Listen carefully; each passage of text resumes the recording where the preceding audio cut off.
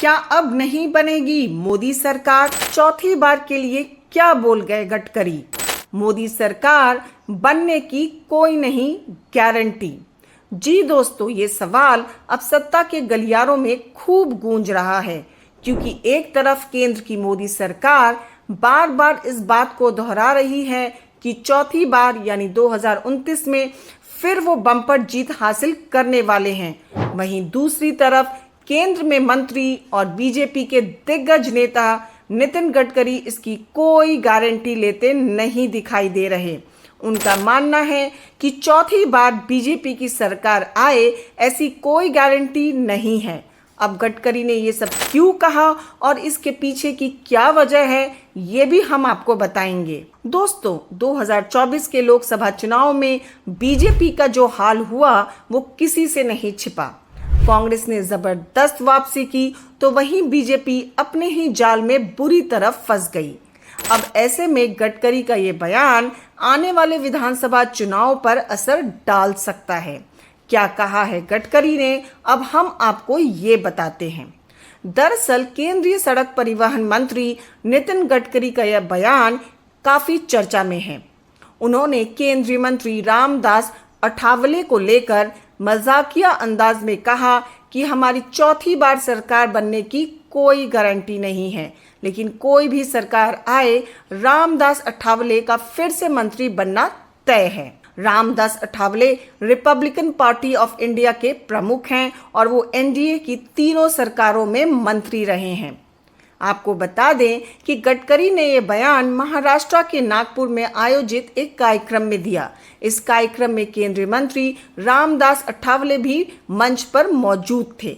बाद में गडकरी ने सफाई देते हुए कहा कि वह तो बस मजाक कर रहे थे। इससे पहले अठावले ने विश्वास जताया था कि अगर बीजेपी दोबारा सत्ता में आती है तो उनका यह सिलसिला जारी रहेगा। इससे पहले भी गडकरी ने कुछ ऐसे बयान दिए हैं जिससे वो काफी चर्चा में रहे हैं। जैसे उन्होंने 14 सितंबर को कहा, विपक्षी नेता ने कहा था पीएम बनिए, समर्थन देंगे, मैंने ऑफर ठुकराया।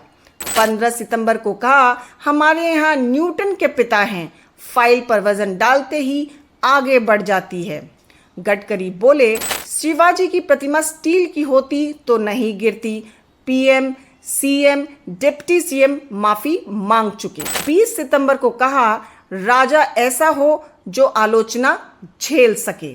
यहाँ ये जान लीजिए कि Republican party of India RPI के नेता रामदास अठावले 3 बार से केंद्रीय मंत्री हैं और उन्होंने ये विश्वास व्यक्त किया था कि अगली बार भी बीजेपी के जीतने की स्थिति में मंत्री बनेंगे। उसी पर गडकरी ने टिप्पणी करते हुए कहा कि उन्होंने केवल मजाक में ये बात कही है। वहीं महाराष्ट्र विधानसभा चुनाव नवंबर में होने जा रहे हैं। ऐसे में गडकरी का ये बयान कई नई मुसीबतें खड़ी कर सकता है। वहीं केंद्रीय मंत्री रामदास अठावले ने कहा कि सत्तारूढ़ महायुति में शामिल उनकी पार्टी आरपीआई को आगामी महाराष्ट्र विधानसभा चुनाव में कम से कम 10 से 12 सीटों पर लड़ने का मौका मिलना चाहिए।